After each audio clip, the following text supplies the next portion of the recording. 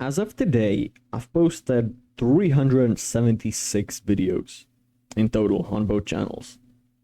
I'm not a millionaire yet. I don't have the dream life yet, and I'm still working on it. I've seen some results, but I've seen pretty big results, I'm not gonna lie, but I'm still not where I want to be yet. And you know, they say that most YouTubers quit after the first 5 to 10 videos.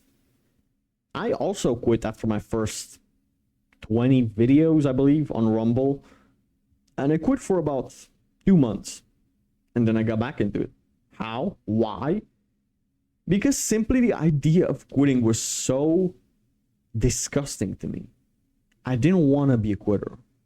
I was making fun of quitters because I wanted to disassociate myself from them, because I never wanted myself to allow myself to become that.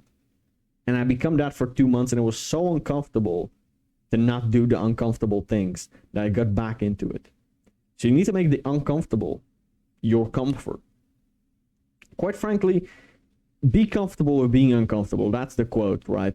And I kind of really internalized that for myself. And it's because I don't see any other options.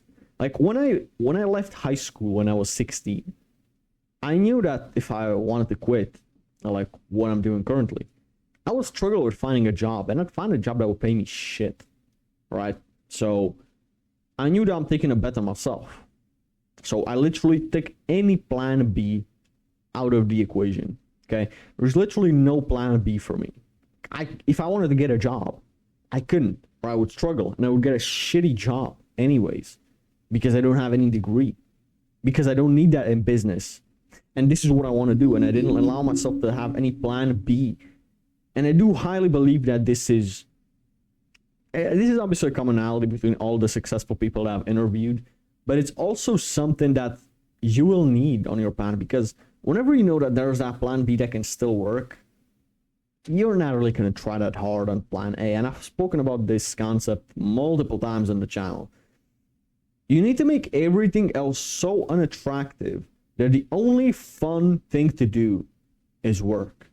Okay? Video games, parties, doing whatever else. When you do something unproductive, don't run away from the shame. It's a quote, punish bad behavior. Hold on a second. Punish bad behavior, reward the good. Reward the good behavior. So this quote is very, very useful, okay?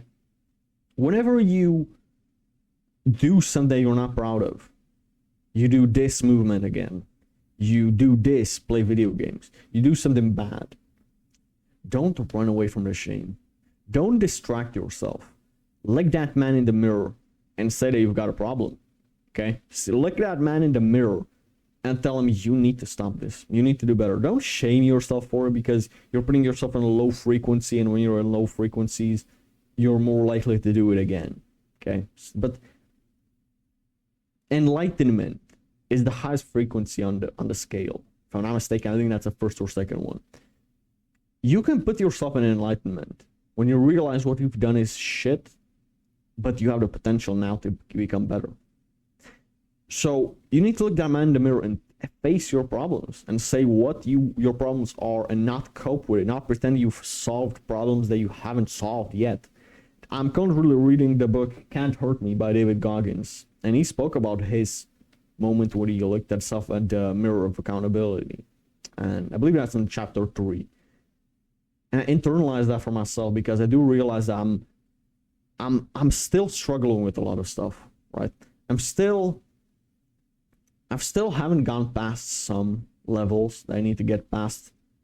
For me, it used to be porn, but then I defeated that pretty much with ease as soon as I got my first long-term girlfriend. After I broke up with that girl, what I realized that my struggle was never really porn. My struggle was loneliness. My struggle was I always needed someone around, or the feeling that I got my needs met. So that's why I always had a girl around. Always were speaking to girls. Always had a girlfriend or a friend with a benefit or something like that. And I realized I need to get rid of this.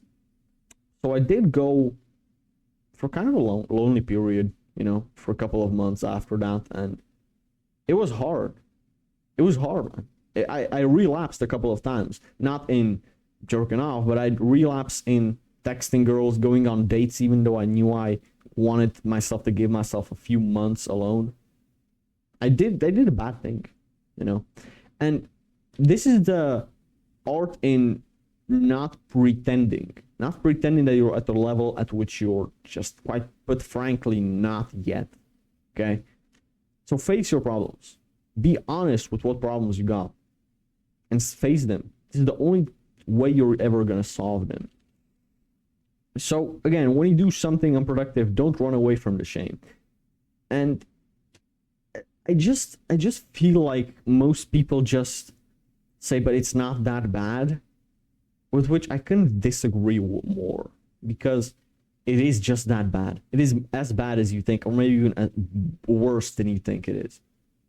You have certain struggles that you haven't defeated them yet, and you talk to other people as if you've faced them, right? You talk to other people as if, I'm trying to give an example. I don't play video games anymore. You still have Steam downloaded on your computer. Why? Why do you have Steam downloaded on your computer? Why don't you give somebody your password to that account, right?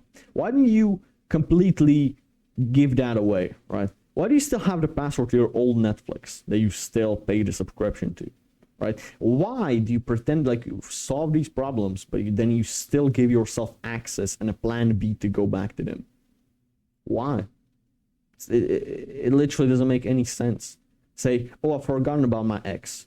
Why haven't you blocked her?